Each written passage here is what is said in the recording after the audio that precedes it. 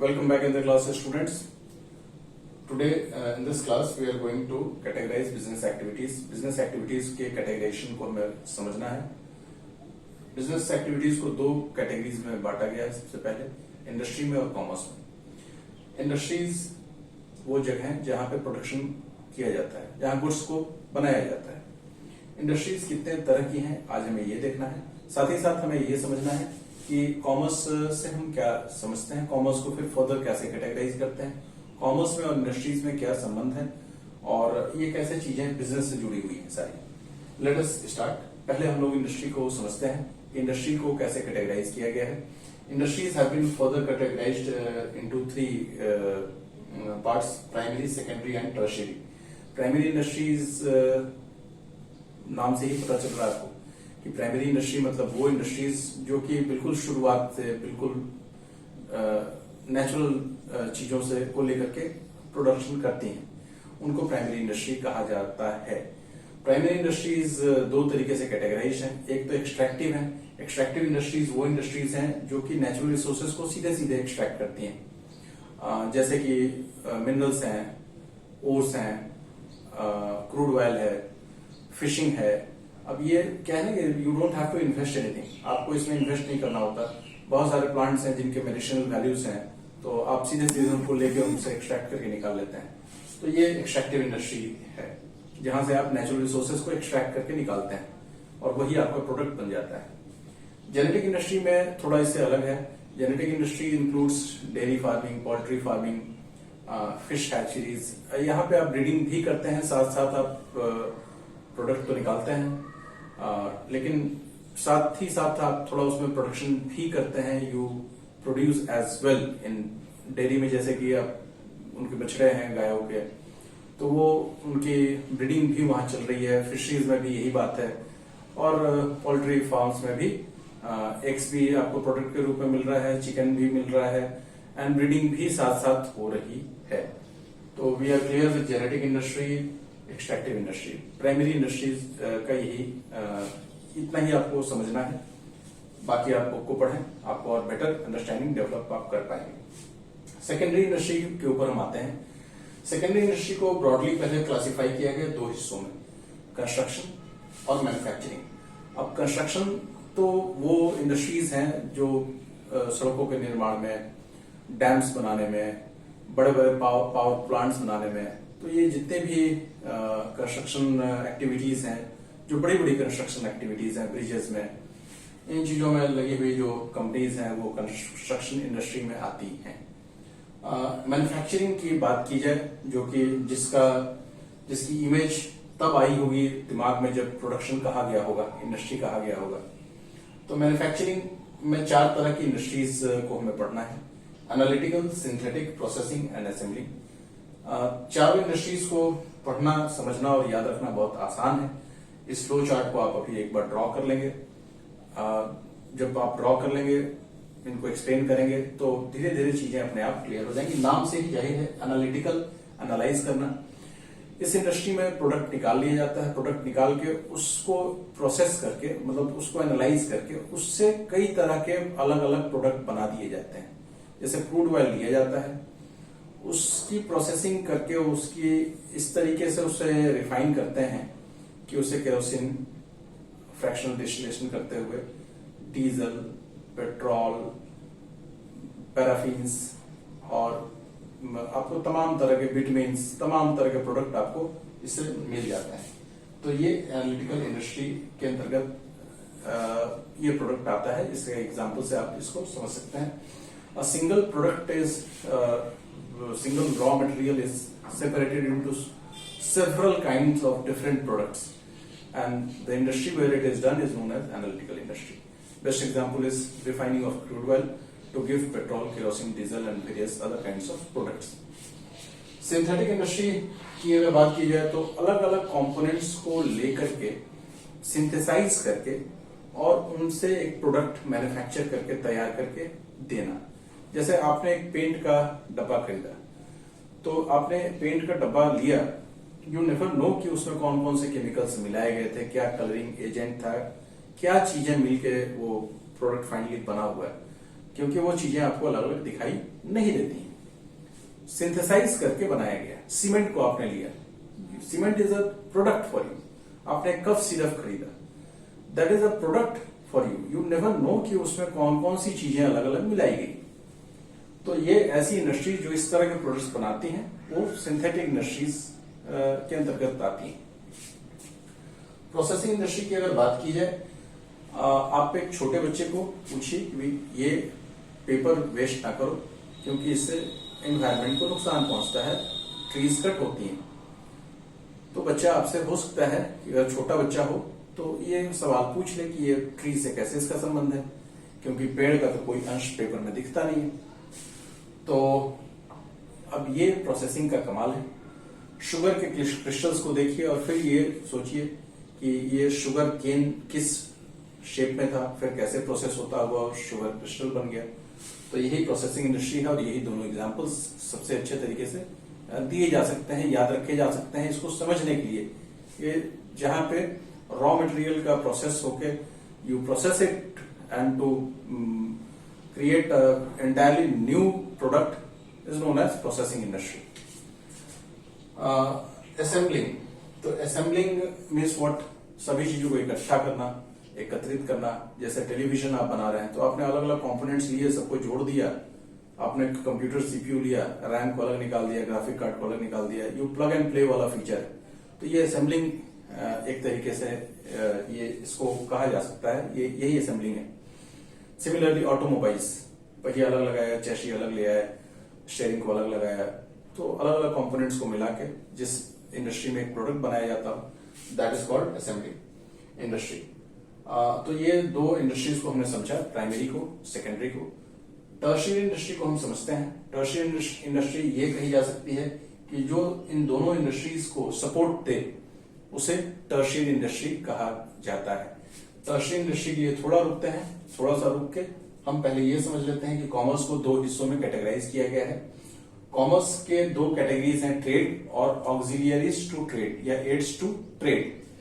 तो ट्रेड मतलब हो गया, trade means buying and selling of goods and services.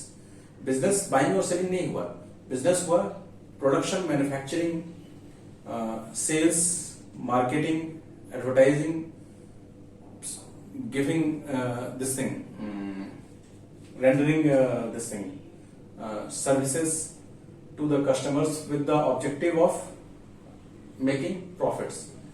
लेकिन ट्रेड और बिजनेस में फर्क यही है, trade doesn't speak about production. यहां buying and selling of goods and services है, दिस इज ट्रेड। और ट्रेड को जो सपोर्ट देने वाले एलिमेंट्स हैं वो आते हैं टर्शियरी इंडस्ट्री से, यही ऑक्सिलियरीज टू ट्रेड है। तो auxiliaries to trade tertiary industries में यही आते हैं। ये दोनों कॉमन है स्टूडेंट्स। इस कैटेगराइजेशन को इस तरीके से जब आप पढ़ेंगे तो आपके लिए ये थोड़ा आसान हो जाएगा। तो इसलिए मैंने सोचा कि मैं इसको आपको यही रिलेशन यहीं पे क्लियर कर दूं। अब आप बुक को पढ़िए तो आपके लिए बहुत ईजी होगा।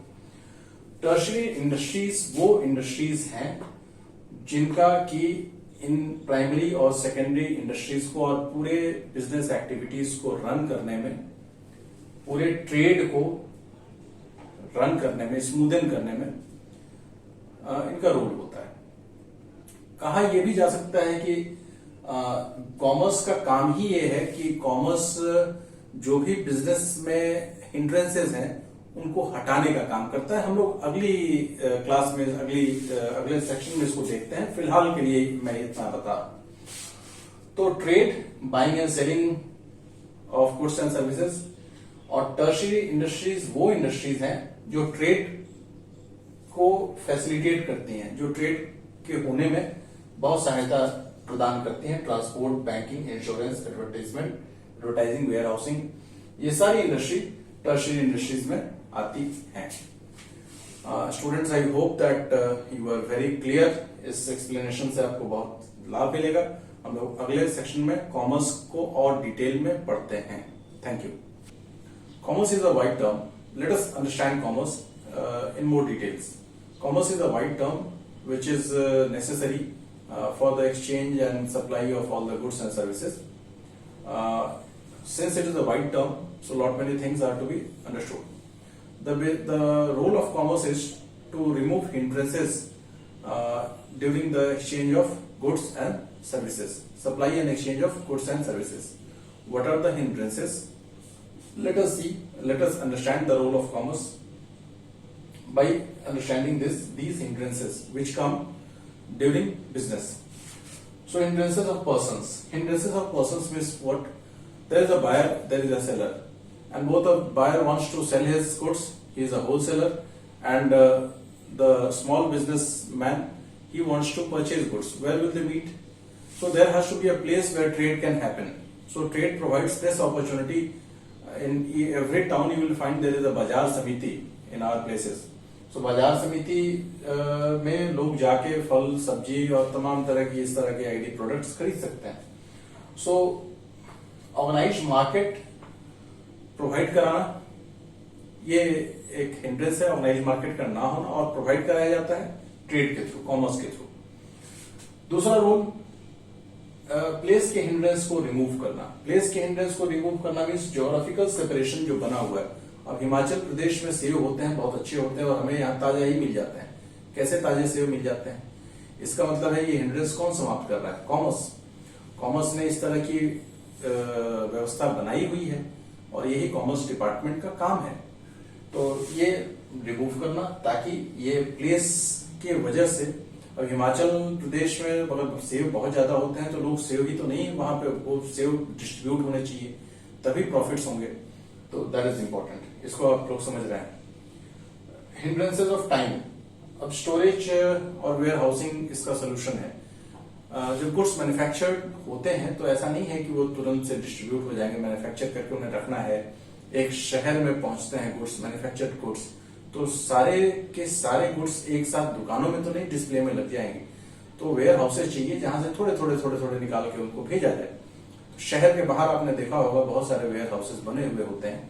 उनका यही काम होता है कि वहां पे ये गुड्स रखे जाते हैं. सो वेयर हाउसेस को प्रोवाइड करना भी कॉमर्स का ही काम है. बहुत सारी एजेंसीज आजकल वेयर हाउसेस के निर्माण के लिए लोन देती हैं. तो ये अपने आप में एक टर्शियरी बिजनेस है, टर्शियरी इंडस्ट्री है. Hindrances of risk. अब बिजनेस में रिस्क तो होते ही है. ये रिस्क को मिटिगेट करना यानी कम करना, ये कैसे पॉसिबल है? इंश्योरेंस के थ्रू पॉसिबल है. ये एक टर्शियरी इंडस्ट्री ये भी है. इसका काम है कि जहां प्रोडक्शन चल रहा है वहां पे प्रोडक्शन में इक्विपमेंट्स का, वर्कर्स का, प्रेमाइसेस का इंश्योरेंस करना. जो गुड्स ट्रांसपोर्ट किए जा रहे हैं उन गुड्स का इंश्योरेंस करना. इस तरीके से इंश्योरेंस रिस्क को मिटिगेट करता है, इसको कम करता है, और ये भी हमें कॉमर्स के द्वारा ही मिलता है. यही कॉमर्स का रोल है. फाइनेंस प्रोवाइड कराना.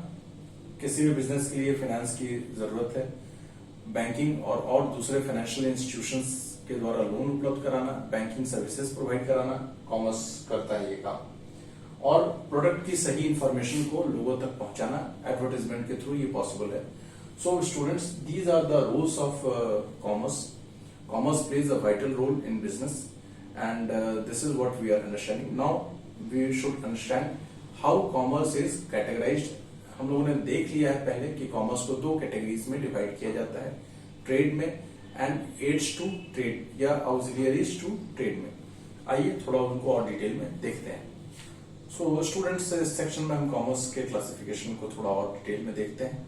ट्रेड और ऑक्सिलियरीज टू ट्रेड देखने के बाद आज की क्लास का ये लास्ट टॉपिक होगा. इसके बाद हम लोग नेक्स्ट क्लास में बिजनेस के ऑब्जेक्टिव्स के बारे में बात करेंगे और जो रिस्क फैक्टर्स होते हैं बिजनेस में उसकी बात करेंगे. फिर ये चैप्टर समाप्त हो जाएगा. तो ये chapter, first chapter nature and purpose of business, आपको दो पार्ट्स में मिलेगा. ये पहला पार्ट हुआ और दूसरे पार्ट में हम लोग इस चैप्टर को कंक्लूड करेंगे. तो इस सेक्शन को देख लेते हैं. कॉमर्स को जैसा कि हम पहले भी देख चुके हैं, trade and auxiliaries to trade में ये डिवाइडेड है. अब ट्रेड क्या है? Buying and selling of goods and services, यही है ट्रेड. और कॉमर्स को हम लोगों ने प्रीवियस सेक्शन में आपको बताया ही था कि कॉमर्स वो सारी एक्टिविटीज हैं जो गुड्स सर्विसेज के एक्सचेंज को फैसिलिटेट करती हो. कॉमर्स अपने आप में एक वाइड टर्म है. इसमें जो ट्रेड का हिस्सा है वो बाइंग और सेलिंग से कंसर्न है. ट्रेड को ही फर्दर कैटेगराइज किया गया है इंटरनल ट्रेड और एक्सटर्नल ट्रेड में। इंटरनल ट्रेड में हमारे देश में सिस्टम में होलसेल और रिटेल, ये दो चीजों से टर्म से आप परिचित हैं। तो एक तो ये कैटेगरी हो गई इंटरनल ट्रेड की, जिसके फर्दर दो कैटेगरीज हैं जिसमें होलसेल और रिटेल ये दो चीजें हैं। इसके अलावा एक्सटर्नल ट्रेड को जब हम देखते हैं तो एक्सटर्नल ट्रेड में तीन टर्म्स हैं, इंपोर्ट, एक्सपोर्ट और इंटरपोर्ट। इंपोर्ट का मतलब हुआ हमने अभी जरूरत पड़ी थी तो कई कंट्रीज से पर्सनल प्रोटेक्शन इक्विपमेंट कोविड-19 से बचाव के लिए, जो हमारे स्वास्थ्य कर्मी हैं, सुरक्षा कर्मी हैं, जो अभी इन कार्यों में लगे हुए हैं, तो उनको पर्सनल प्रोटेक्शन इक्विपमेंट की कमी थी हमारे देश में, मंगाई गई। अब तो बहुत सारे हम लोगों ने बनाना शुरू कर दिया, हमारे बहुत सारे देश के ऑर्गेनाइजेशंस ने पर्सनल प्रोटेक्शन इक्विपमेंट बनाना शुरू कर दिया है। तो अब शायद हम इस स्थिति में आ जाएं कि हम इसको एक्सपोर्ट भी कर सकें दूसरे देशों को। हम लोगों ने दवाइयां एक्सपोर्ट की थी अमेरिका को, तो और भी अन्य देशों को हमने दवाइयां एक्सपोर्ट की थी। तो ये तो इंपोर्ट और एक्सपोर्ट आप दोनों समझते हैं। अब इंटरपोर्ट की अगर बात की जाए तो वो ये है कि जैसे हमारे पड़ोसी देश नेपाल में पर्सनल प्रोटेक्शन इक्विपमेंट की नीड हो, हमने मान लीजिए कि दूसरे किसी देश से उसको इंपोर्ट किया, अपने यहाँ मंगाया और अपने यहाँ से उसको एक्सपोर्ट कर दिया। तो जब आप ऐसा करते हैं तो उसको इंटरपोर्ट कहा जाता है। ऑक्सिलियरीज टू ट्रेड जो सेक्शन है, ये सेक्शन हम लोगों ने पीछे भी अभी डिस्कस किया था, यहाँ भी डिस्कस कर ले रहे हैं। ऑक्सिलियरीज टू ट्रेड मतलब ट्रेड को, ये पूरे प्रोसेस को, होलसेल को, रिटेल को, इंपोर्ट को, एक्सपोर्ट को सहज सुगम बनाने के लिए, इसको बहुत ईज करने के लिए, इसको बहुत ही आसान बनाने के लिए, बहुत स्मूदन करने के लिए जिन चीजों की जरूरत पड़ती है वो चीजें ऑक्सिलियरीज टू ट्रेड कही जाती हैं। अब ये है जैसे transport and communication, banking, insurance, warehousing, advertising. तो ये सारे सेक्शंस को हम लोगों ने प्रीवियसली